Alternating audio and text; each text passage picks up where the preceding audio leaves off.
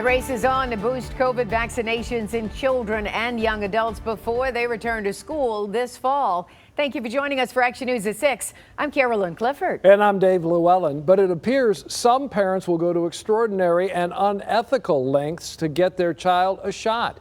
The national efforts come ahead of more than 50 million students heading back to class within the next 4 weeks. As of Monday afternoon, just under 172,000 Michigan children between the ages of 12 and 15 have received at least one dose of the vaccine. Not surprisingly, the smallest chunk of eligible residents. Meantime, Pfizer plans to submit vaccine safety data on 5 to 11-year-olds by the end of September. Moderna has said it will do the same in the middle of the fall. It will then be up to the FDA on how quickly it grants the authorization. However, we are getting word dozens of children under 12 have reportedly received the vaccine because their parents lied about their age.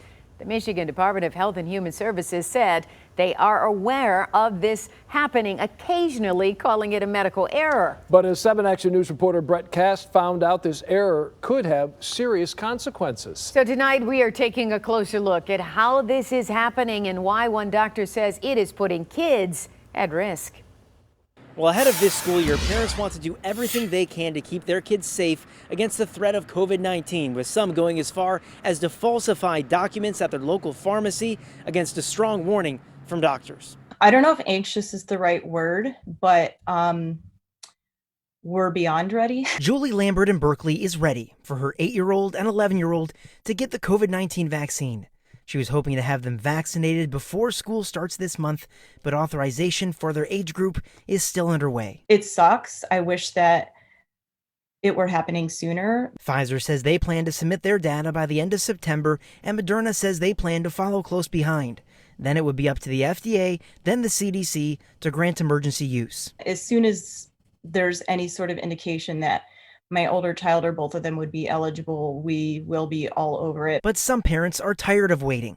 Instead, they're going into their local pharmacy and lying about their kid's age to get them the vaccine. Have you ever thought about going into the pharmacy with your 11-year-old and just saying that he's 12? I just feel like it's not the right thing to do. I would not do it. The state health department says they have heard about this happening occasionally, but don't know how often, adding that each instance should be reported to the CDC VAERS system. We combed through the VAERS data ourselves and quickly found more than a dozen reports about this happening in Michigan. According to this report from June, a parent lied about their child's age at a vaccine clinic. Another report from July shows a mother admitted to lying only after the child's doctor's office notified the pharmacy. And in some cases, like this report from May, the insurance company flagged the pharmacy. But the parents still insisted their child was 12 until later claiming they found the child's birth certificate and made a mistake. On one hand, again, I understand that parents are scared, but I think they're putting their children at risk. Dr. Rudolph Valentini is the chief medical officer for the Detroit Medical Center and a board-certified pediatrician.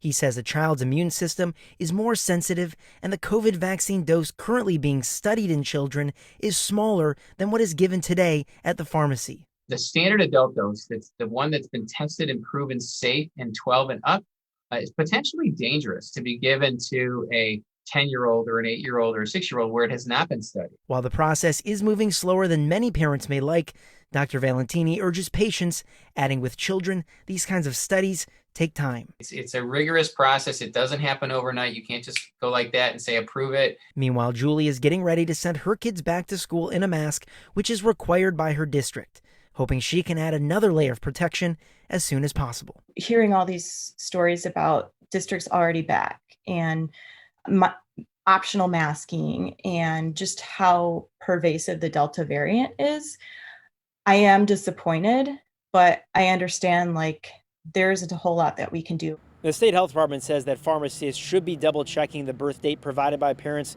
with the birth date in the statewide vaccination database. They should do that before vaccination. However, the department has told us in the past that access to that database may not be available until after the vaccine is given.